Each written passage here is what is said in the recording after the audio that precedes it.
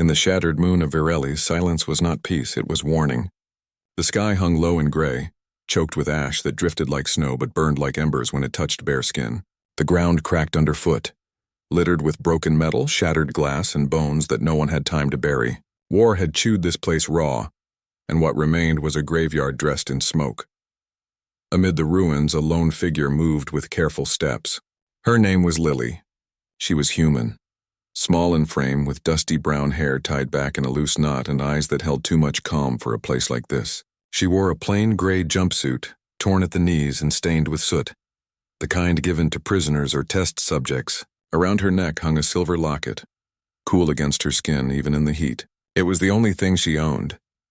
Lily had not chosen to come here. She had been dropped without warning, without weapons, without explanation. The off-world gamblers, rich men and women who watched war zones like sports, had tossed her into Virelli's as a joke. One human, unarmed, in a battlefield ruled by ancient elves and mechanical horrors. They expected her to die before nightfall. Maybe scream. Maybe beg. They placed bets on how long she would last. But Lily did not scream. She did not beg. She walked.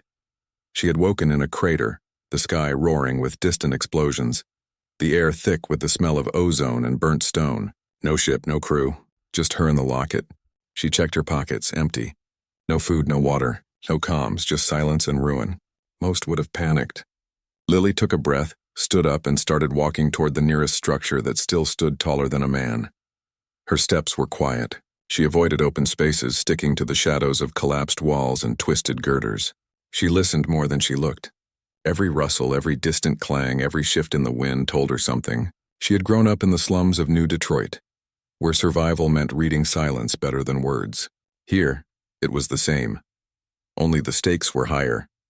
Far above, hidden in the mist that clung to the upper ruins, another pair of eyes watched.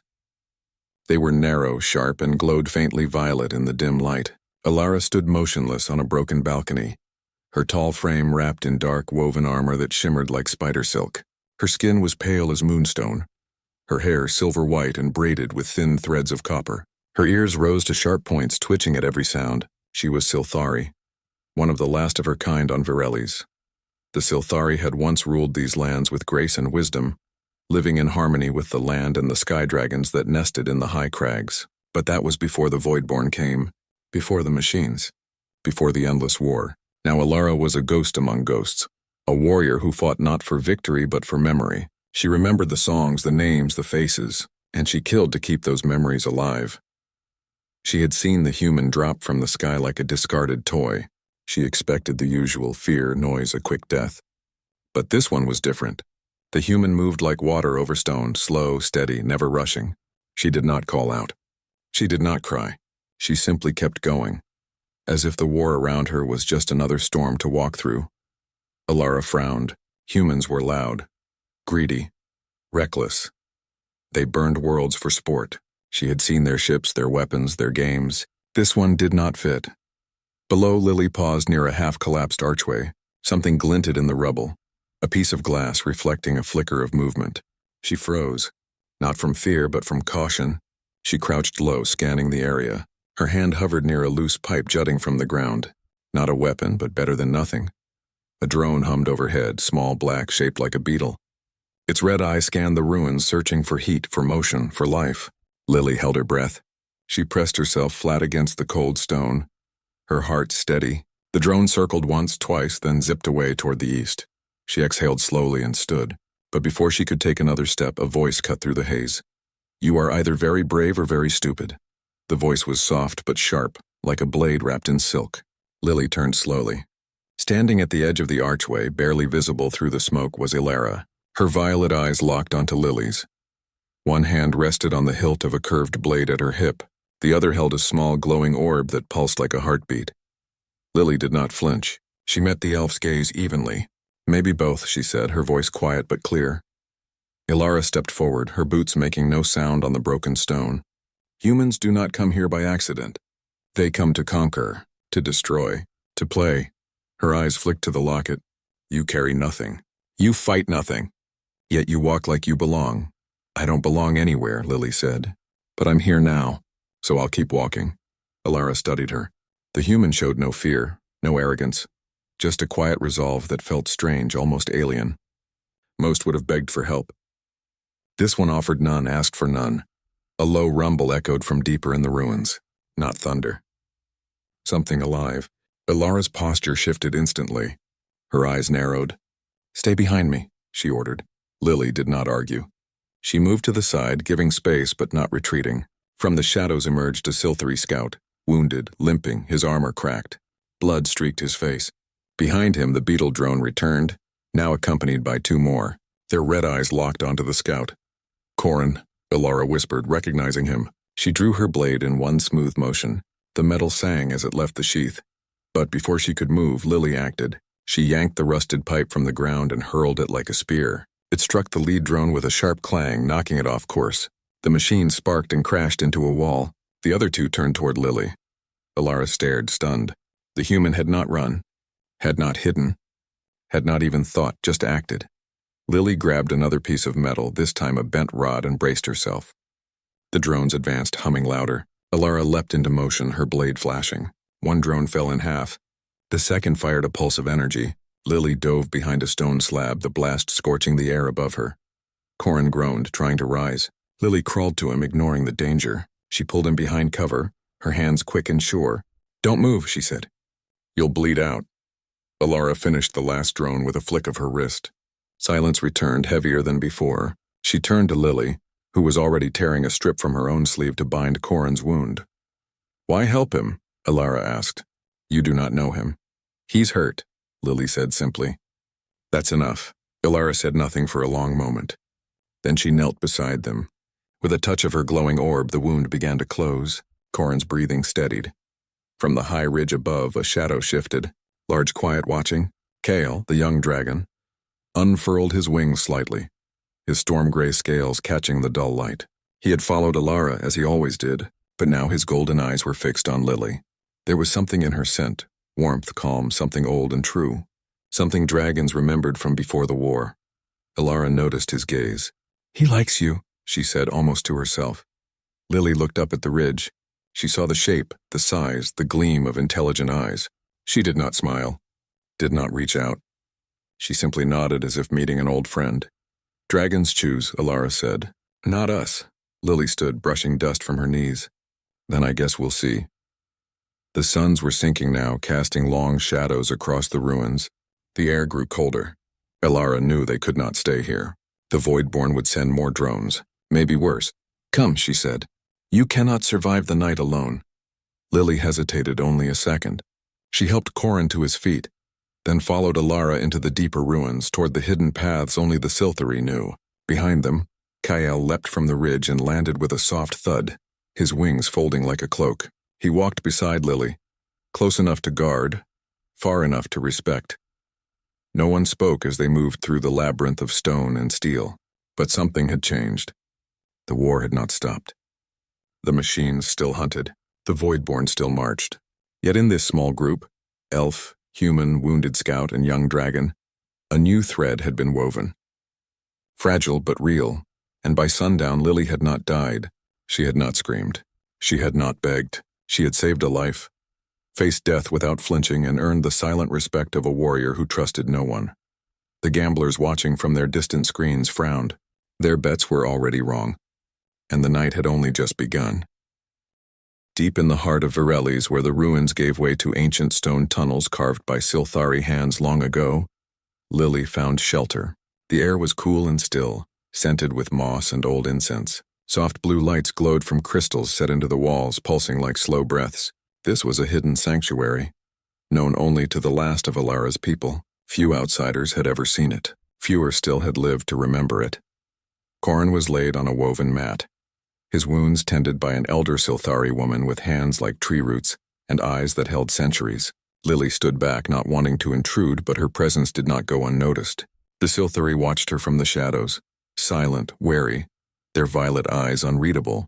They had suffered too much at the hands of off-worlders to trust easily. Humans, in particular, were remembered as bringers of fire and lies. Ilara stood near the entrance, arms crossed, her gaze fixed on Lily. "You saved Corin," she said. "But that does not make you one of us," Lily nodded. "I don't expect it to." "Then why stay? Because out there," Lily said, glancing toward the tunnel mouth where ash still drifted in the wind. I'm dead by morning. Here, maybe I live long enough to figure out why I was sent. Ilara studied her. There was no greed in those words. No plea, just fact. It was that same quiet honesty that had made Kale take notice. The young dragon now lay coiled near the fire pit in the center of the chamber, his storm-gray scales catching the flicker of flame. His golden eyes followed Lily wherever she moved. Dragons of Virellis were not beasts. They were ancient, wise, and deeply tied to the Silthari soul. Each dragon chose a rider only once in its life. The bond was sacred, unbreakable. But Kale was young, barely past hatchling age, and had shown no interest in any warrior. Not even Ilara, who had cared for him since his egg cracked open in the ash. Yet now, he watched Lily like she held a secret only he could hear. That night, as the twin moons rose and cast silver light through cracks in the stone ceiling, Lily sat alone near the edge of the chamber. She opened her locket. Inside was a small photo, faded, worn at the edges, of a woman with kind eyes and Lily's same quiet smile. Her mother. Gone now, like everything else. Lily traced the image with her thumb, then closed the locket and tucked it back under her shirt. Kale patted over. His steps were soft for something so large. He lowered his head until it rested near her knee. His breath was warm, smelling of stone and ozone. Lily did not move at first. Then slowly she reached out and touched his snout. His scales were smooth, cool at first, then warming under her palm. A low hum vibrated in his chest, not a growl, but something like contentment. Ilara watched from the archway. She had never seen a dragon respond to a human like this, not in all the years of war. Not even during the Golden Age when humans and Silthari traded stories and star maps. Something about Lily called to the old magic, and that worried Ilara more than she let on. The next morning, training began, not by choice but by necessity. If Lily was to stay, she had to prove she would not be a burden.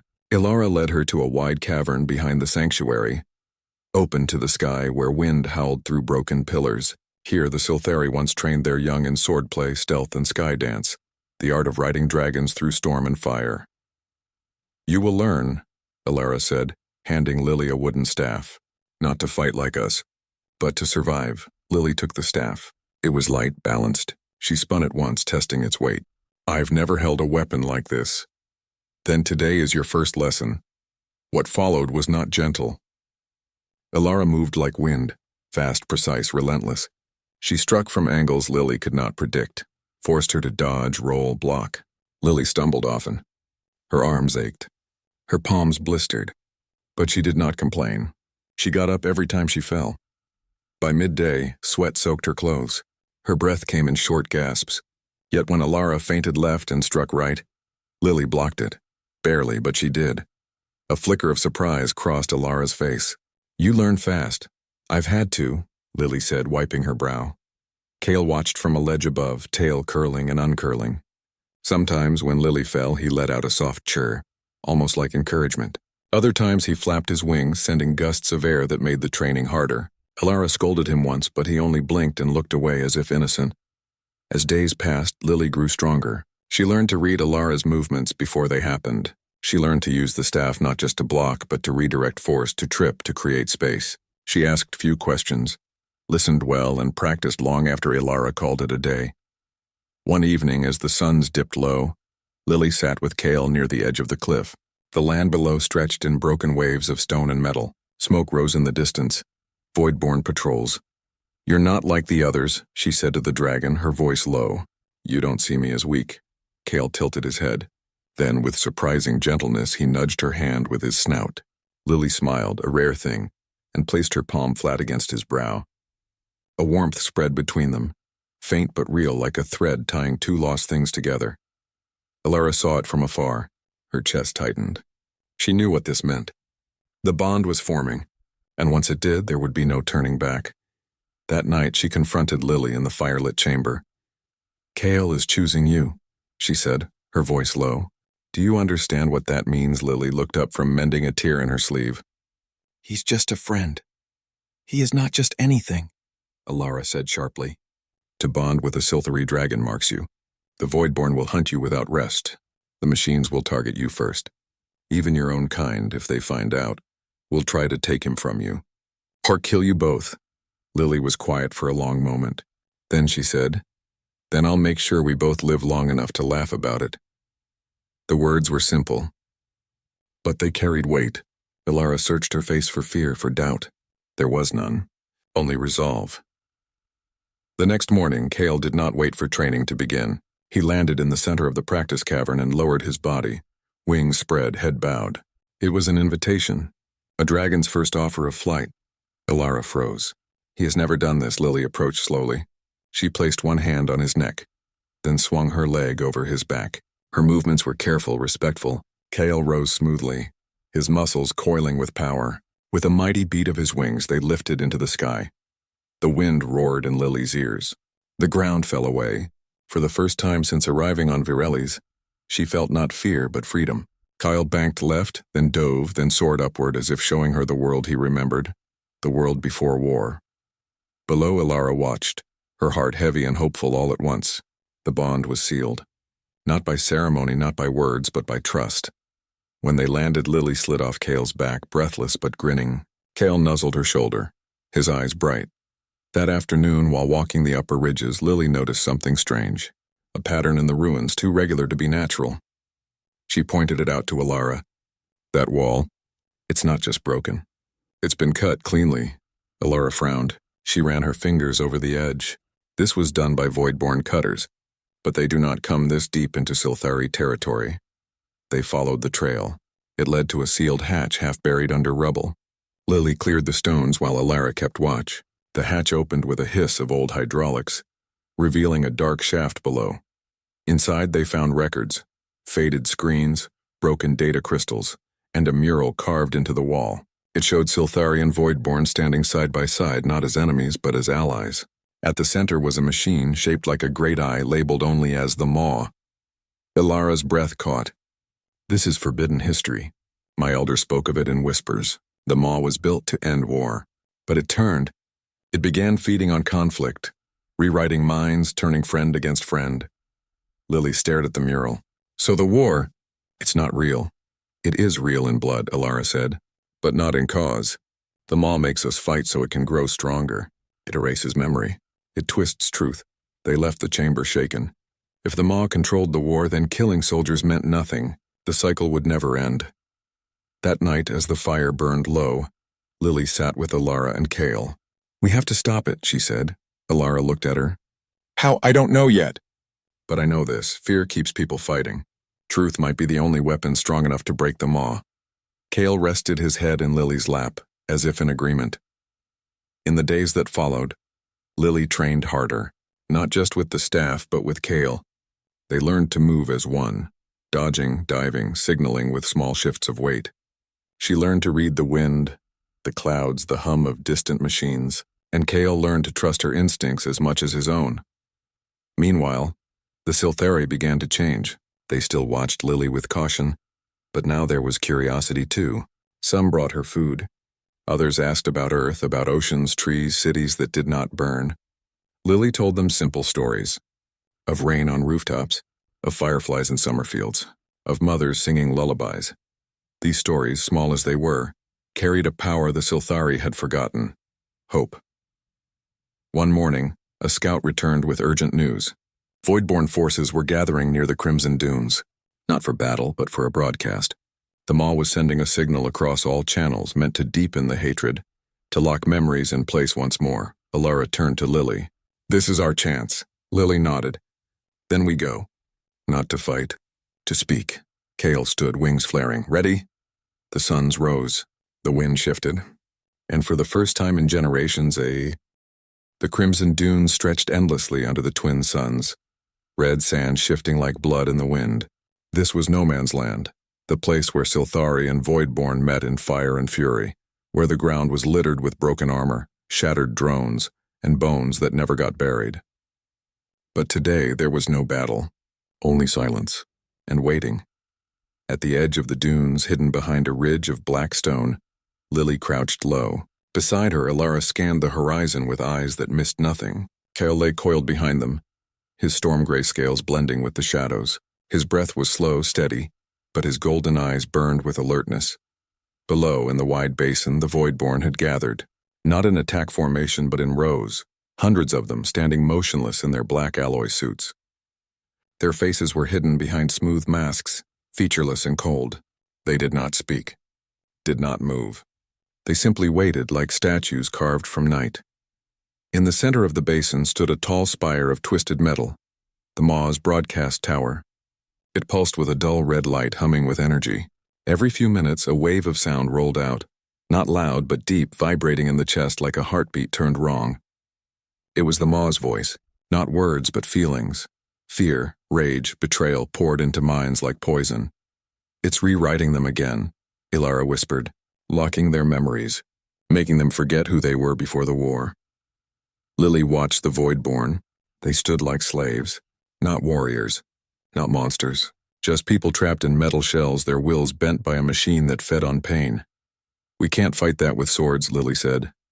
"No," Ilara agreed, "but maybe with truth." They had spent the last 2 days preparing. Not weapons, but voices. Lily had recorded messages, simple words, real memories, using an old Silthari transmitter found in the hidden chamber. She spoke of home, of family, of peace. Ilara added Silthari songs, ancient lullabies that carried the names of lost villages and rivers that once ran clear. Even Corin, now healed enough to walk, had spoken into the device, his voice rough but clear, telling of the day he first saw the stars without smoke. Now, the plan was simple. Fly in, broadcast the truth, break the Maw's hold before it finished its cycle. Simple, but not safe. "Once we start, the Maw will know," Ilara said. "It will send its hunters. Then we make sure the message spreads faster than they can stop it," Lily replied. Kale stood, his wings unfurled with a soft crackle of scale on scale. Lily climbed onto his back, securing herself with a woven strap the Silthari had made. Ilara would follow on foot, fast, silent, ready to strike if needed. With a powerful leap, Kale launched into the sky. The wind rushed past Lily's face as they climbed. Below, the Voidborn did not look up. They were too deep in the Maw's trance. The red spire pulsed faster now, its hum rising in pitch. Time was running out. Kale circled once, then dove toward the center of the basin. As they neared, Lily activated the transmitter. A soft click. Then her voice, calm, clear, filled the air. "My name is Lily. I am human. I was sent here to die, but I found something else. I found people, not enemies, not machines. People who remember love, who miss their children, who want to go home." The Voidborn shifted, just slightly. A ripple in the ranks. Ilara watched from the ridge, heart pounding. "It was working," Lily continued. "You were not born to fight. You were made to believe you had no choice, but you do. Your name is not Voidborn. Your name is yours. Remember it." Then came the Silthari lullaby, soft, haunting, sung by an elder's trembling voice. It spoke of a river called Lyrian, where children once swam under twin moons. The song was old. Older than the war. Older than the Maw. A Voidborn in the front row raised a hand to his mask. Slowly, he touched it as if seeing it for the first time. Then the sky split open. 3 figures dropped from the clouds. Tall, black, faceless. Their armor gleamed like oil on water. No wings, yet they flew. These were the hunters, the Maw's enforcers, made not of flesh but of memory and metal. They moved without sound, without hesitation. "Kale, up," Lily said. The dragon banked hard, climbing just as a hunter slashed the air where they had been. Energy crackled from its claws. Ilara sprinted down the ridge, blade in hand. She would not let them reach the transmitter. Lily kept speaking. "You were teachers, farmers, singers, engineers. The Maw took your past, but it cannot take your heart. Not if you fight to remember." More Voidborn stirred. Some removed their masks. Beneath were human faces, tired, scarred, confused. One woman dropped to her knees, whispering a name. "Maris, my daughter." The hunters turned toward the source of the broadcast. 2 went after Kale. 1 headed straight for the ridge toward Ilara. She met it with a scream of old rage. Her blade struck its chest, but the metal did not break. It healed instantly. The hunter backhanded her, sending her flying into the sand. She rolled, gasping, blood on her lip. Above, Kale twisted in the air, dodging blasts of dark energy. Lily held on tight, one hand on the transmitter, the other gripping his spine. "Keep going," she urged. "They're listening," and they were. Across the basin, Voidborn began to turn on the spire, not with weapons but with their hands. They pulled at the cables, kicked at the base. The red light flickered. The maw sensed the rebellion. The spire shuddered. Then with a deafening screech it fired a pulse, not of sound but of pure command. Every Voidborn froze. Their eyes glowed red for a moment. The trance snapped back into place. Lily's heart sank. But then from the edge of the dunes new voices rose. Sylthari scouts appeared on the ridges. Dozens of them led by Corrin. They carried old speakers linked to the same signal. They played the recordings again, louder this time, layered with drums, with chants, with the sound of wind through clean trees. The maw's pulse faltered. The hunters shrieked, a sound like glass breaking. They turned on the Sylthari, but Kale dove between them, breathing a stream of blue fire that forced them back. It was not hot enough to kill, but enough to blind, to confuse. Ilara rose, wiping blood from her chin. She saw what was happening. The truth was spreading like wildfire, not through force, but through memory. She ran to the spire, climbed its side. At the top, she found the core, a pulsing orb of black crystal. The heart of the maw. Lily, she called through the comms. It's here, but I can't destroy it alone. It feeds on conflict. If I attack it with hate, it grows stronger. Lily understood. Then we don't fight it. We show it what it's missing. She guided Kale down, landing near the spire. She jumped off and ran to Ilara's side. Together they placed their hands on the core. Lily closed her eyes. She thought of her mother's laugh, of rain on rooftops, of Kale's warmth, of Ilara's quiet strength, of the Voidborn woman whispering her daughter's name. Ilara thought of rivers that still ran in dreams, of songs sung under stars, of trust given to a human who asked for nothing. The core pulsed once, then dimmed. The red light in the spire faded. The hum stopped. The Voidborn masks cracked and fell away. Silence returned, but this time it was peaceful. The hunters collapsed, their forms dissolving into ash. The maw was not destroyed, but it was weakened, starved of the hatred it needed to live. In the basin, a Voidborn man walked toward Lily. He was tall, with gray hair and tired eyes. I remember, he said, voice rough. I was a teacher. On Series 9. They took us. Made us forget. Lily nodded. You're remembering now. Around them, Sylthari and Voidborn stood face to face, not as enemies, but as survivors. Some cried. Some embraced. Some simply sat in the sand, staring at their hands as if seeing them for the first time. Ilara looked at Lily. You did it. We did it, Lily corrected. Kale nudged her shoulder, his golden eyes soft. But even as peace settled over the dunes, a new sound rose in the distance, not of war, but of engines. Off-world ships, the gamblers. They had seen everything, and they would not let this truth escape Virelli's. Ilara's hand went to her blade. They're coming. Lily looked up at the sky where dark shapes circled like vultures. Then we make sure the whole galaxy hears what happened here. She turned to the Voidborn teacher. Can you help us send a signal beyond this moon? He nodded. I was an engineer before they took me. I know the old networks. Together they worked through the night. Sylthari, Voidborn, human and dragon, building a new broadcast from the bones of the old war. Not a weapon. A message. A story. And by dawn, as the twin suns rose over the crimson dunes, the truth of Virelli's began to fly across the stars. The gamblers watched in horror as their screens filled not with blood and bets, but with Lily's voice, Ilara's song, and the sound of a dragon's wings carrying hope instead of fire. The war was not over, but for the first time it had a chance to end. The twin suns hung low over the crimson dunes, painting the sky in gold and rust. The air was still, heavy with the scent of cooled metal and damp sand. The battlefield that had echoed with gunfire and screams for decades now held only the soft murmur of voices.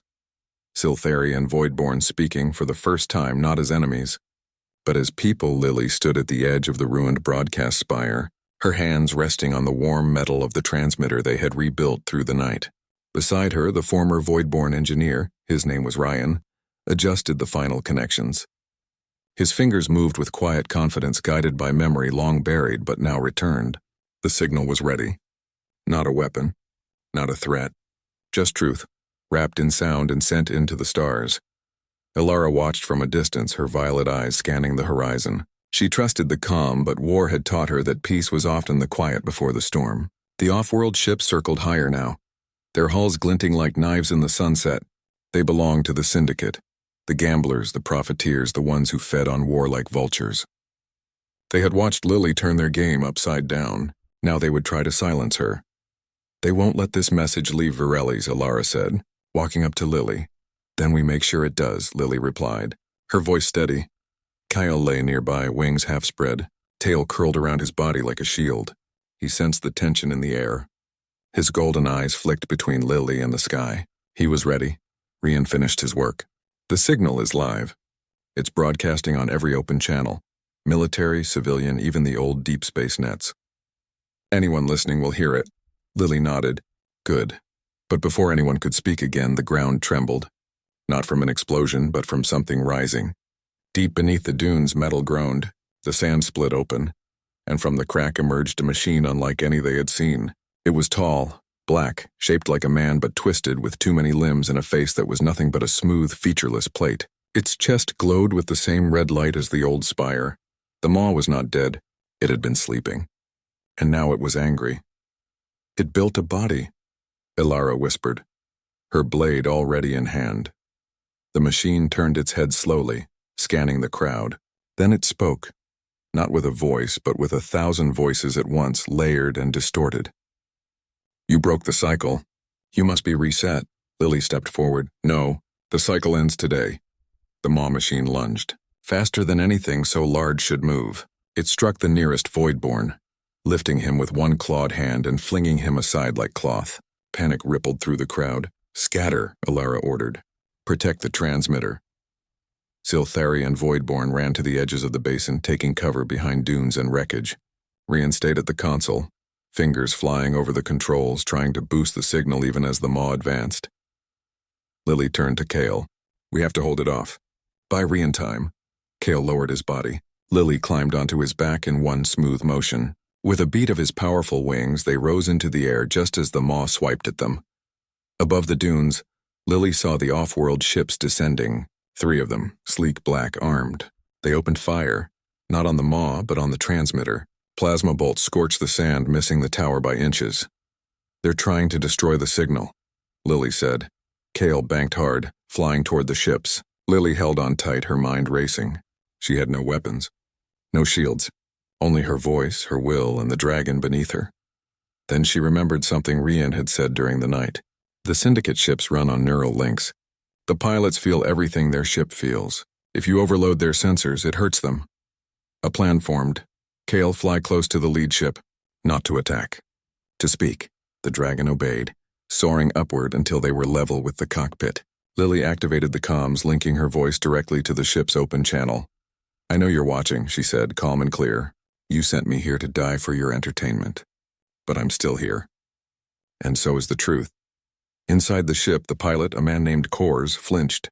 He had placed the largest bet on Lily dying in under an hour. Now she was staring right at him through the glass. You think war is a game, Lily continued. But real people bleed. Real children cry. Real mothers wait for sons who never come home. You've been feeding the maw with your bets. Your greed. Your lies. Kors's hands trembled on the controls. His ship's sensors picked up the raw emotion in her voice, no distortion, no filter. It hit him like a physical blow. His co-pilot groaned, clutching his head. Shut it off. But Kors didn't. He watched as below the maw machine turned its rage on the transmitter. Alara fought it alone, her blade flashing, but the machine healed every wound instantly. It was feeding on their fear. Lily saw Alara stumble, saw Rian shielding the console with his body, saw Kale's wings tense with the need to dive. You have a choice, Lily said into the comms, her voice rising. Keep serving the maw, or help us end it. For a long moment, Kors said nothing. Then slowly he powered down his weapons. His ship pulled back. The other 2 ships hesitated. One followed Kor. The third fired one last shot, but it was wild, missing everything. On the ground, the maw machine roared. It had lost its audience. Its power was fading. Alara saw her chance. She didn't strike with hate. She struck with memory. She pressed her palm against the machine's chest and sang. An old Silthari word, one that meant remember. The maw shuddered. Its red light flickered. Cracks spread across its surface. Lily guided Kale down. She jumped off and ran to the machine. She placed her hand beside Alara's. You don't have to be alone, she whispered. The machine stilled. Then with a sigh like wind through ruins, it collapsed into dust. Silence returned, deeper this time. Final Rian looked up from the console. The signal is spreading. Across 10 systems, 20? More. Lily turned to the sky. The off-world ships were leaving. Corsa's ship paused for a moment, then sent a single pulse, a confirmation that the message would be carried further, not silenced. Ilara sheathed her blade. Her hands were shaking, but her eyes were clear. It's over. Not over, Lily said softly. Just beginning. As the second sun touched the horizon, casting long shadows across the dunes, the people of Virelis gathered around the transmitter. Silthari and Voidborn stood side by side. Children, Silthari and human, peeked from behind their parents' legs, eyes wide with wonder. Kale lay in the center, his storm-gray scales glowing in the sunset, his golden eyes watching over them all. Lily walked to the edge of the basin and looked out. The war had not ended with a bang, but with a voice, with a choice. With a dragon's trust and an elf's song and a human who refused to die quietly. The gamblers had sent one human to a war zone for fun. They never expected her to win everyone over by sundown, but she had.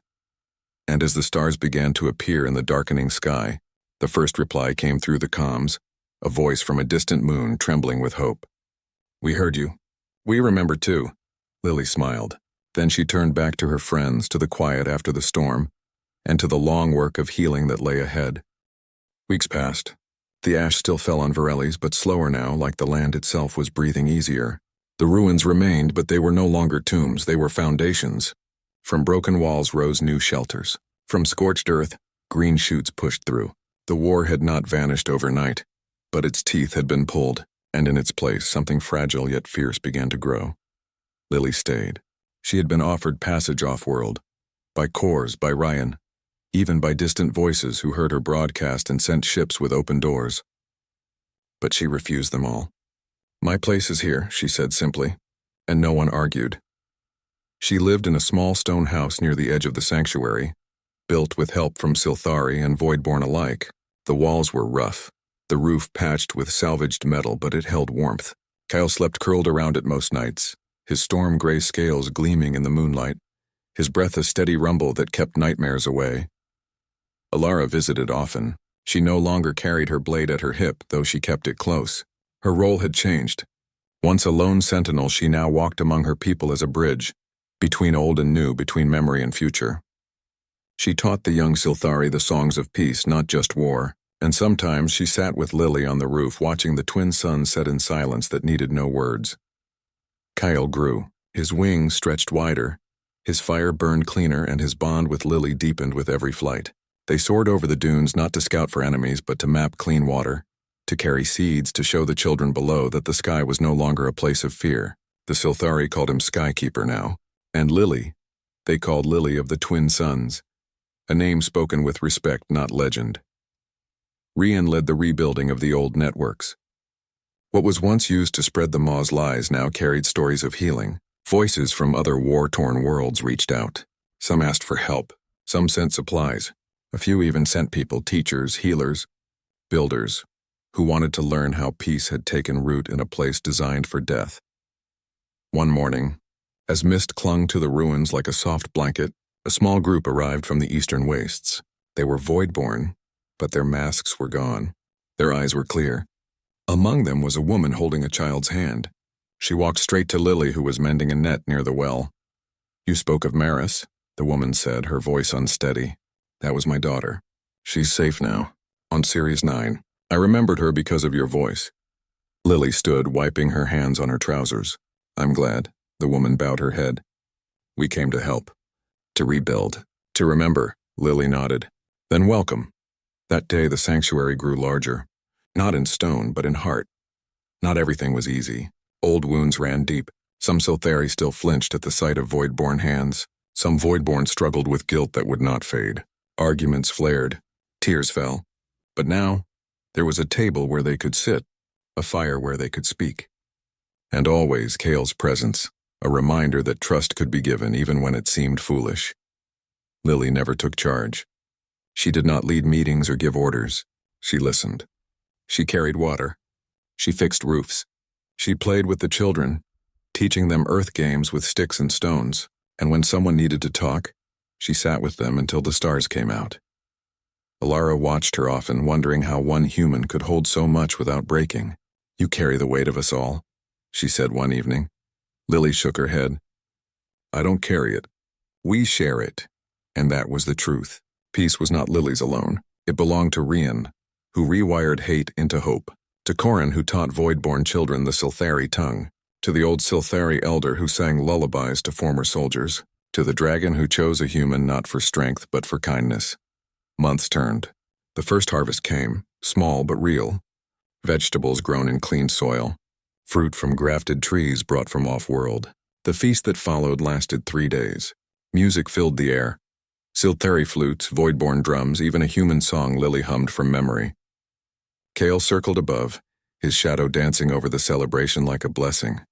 That night, under a sky thick with stars, Alara stood beside Lily on the high ridge. "The syndicate is gone," she said. "Their ships left. Their bets are void. They call you a ghost now, a story they tell to warn others not to play with real lives." Lily smiled faintly. "Good. You could go home," Alara said softly. "Earth is still there. Your world." "This is my world now," Lily replied. "I didn't have a home before." "Not really. Just places I passed through. Here I belong." Alara looked at her, then at Kale, who lay nearby with his head on his paws, eyes half closed in contentment. The Silthari have a saying. When a stranger saves your life, they become family. When they save your soul, they become part of your bloodline. Lily said nothing, but her hand went to the locket at her neck. Inside, her mother's face smiled back, and for the first time in years it did not bring sadness, only peace. The next morning, the first school opened in the old sanctuary chamber. Silthari and void-born children sat together on woven mats. Lily taught them basic math using pebbles. Ryan showed them how stars moved. Alara taught them the names of plants that healed. And Kyle, from the ledge outside, let out a soft chirr whenever a child laughed. Far away, on distant worlds, the message from Varelli's continued to spread. Wars did not end overnight, but seeds were planted. Rebellion sparked not with guns, but with truth. And in quiet corners of the galaxy, people whispered a new name, Lily of the Twin Suns, and wondered if peace was possible after all. Back on Varelli's, the ash still fell sometimes. The scars of war would never fully fade, but in the spaces between the ruins, life grew. Green, loud, stubborn. Lily walked through the new village one evening, her boots scuffing the packed earth. Children ran past her, chasing a ball made of stitched cloth. A void-born woman waved from her doorway, holding fresh bread. An old Silthari man nodded as she passed, his eyes warm. Kale landed beside her with a soft thud. He lowered his head and she rested her hand on his brow. The same warmth passed between them, the thread that had started in silence and grown into something unbreakable. Alara joined them at the edge of the ridge. The twin suns dipped low, painting the sky in gold and rose. Below, the village glowed with lantern light. Voices rose in song. "They sent one human to a war zone for fun," Alara said quietly.